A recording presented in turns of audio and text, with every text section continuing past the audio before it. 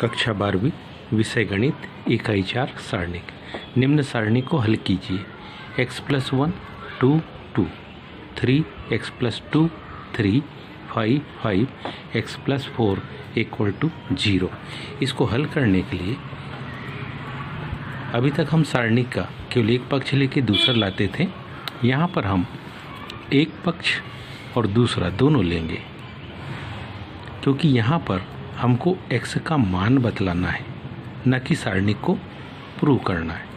तो ये अपन ने इसका कौन सा पक्ष, बायां पक्ष लिखा, बराबरी से 0। यहाँ अब हम संक्रिया लगा रहे हैं। संक्रिया को ध्यान से समझना। कॉलम नंबर 1 में कॉलम 2 और 3 के अवयवों को जोड़ देंगे। इससे क्या होगा, ध्यान दीजिए। x+1 में 3 को जोड़ेंगे, उसमें 5 को जोड़ेंगे तो 5 और 3 8 और 1 9। 2 में 2 को जोड़ा तो 4, 4 और 5 9, 4 और 3 7 और 2 9। मतलब कॉलम नंबर 1 के सारे अवयव x+9 में चेंज हो जाएंगे।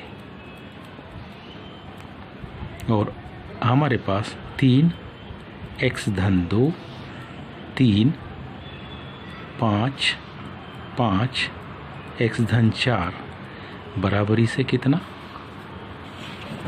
बराबरी से हमारे पास में 0। दिए गए पद को फिर ध्यान से देखो तो हम पाते हैं कि सारे के सारे पदों में, पहले स्तंभ के सारे पदों में x+9 कॉमन मिल रहा है। तो इससे हम x+9 को कॉमन निकाल सकते हैं। अगर x+9 को कॉमन निकाला तो पहले में क्या बचा, 1 1 और 1, 3 x-2 और 3, 5 5 और x-4 बराबरी से 0। अगली जो संक्रिया हम लगाने वाले हैं उसको थोड़ा ध्यान से समझो। जो संक्रिया हम लगाएंगे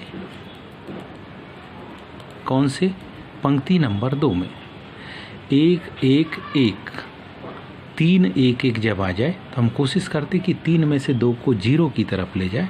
इसलिए हम पंक्ति नंबर 2 में से पंक्ति 1 को घटा देंगे तथा दूसरी संक्रिया पंक्ति 3 में लगाएंगे, उसमें से भी हम पंक्ति नंबर 1 को घटा देंगे।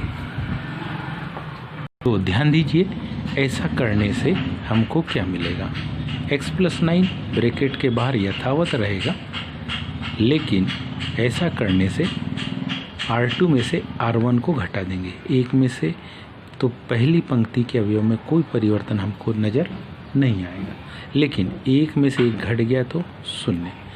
3 को x-2 में से घटाए तो क्या आएगा, x-1। 5 में से 5 को घटाए तो 0। 1 3 5 को 1 3 और x-4 में से घटाएंगे तो 1 में से 1 घटाए तो 0, 3 में से 3 घटाए तो 0, 5 को घटाएंगे तो मान आएगा x-1 बराबरी से कितना, 0।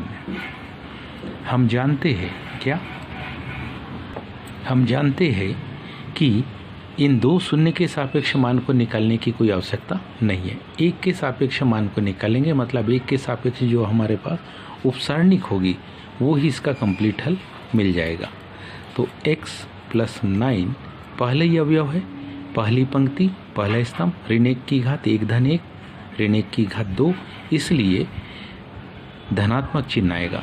1 के सापेक्ष हम उपसारणिक लिख रहे हैं तो पंक्ति और ये स्तंभ को छोड़ के जो अवयव बचे वो है x-1 0 0 x-1 बराबरी से कितना, 0। अब इसको ध्यान से देखें तो 1 के सापेक्ष जब हम हल लिखेंगे तो इस 1 के सापेक्ष हल कुछ इस प्रकार से बनेगा, क्या, x+9 x-1 का x-1 में गुणा, और दूसरा पद तो 0 है। दूसरा पद क्या है, 0 है, उसको लिखने की कोई आवश्यकता नहीं। तो इस तरीके से हमारे पास यदि हम पहला पद ले x धन 9 बराबरी से 0।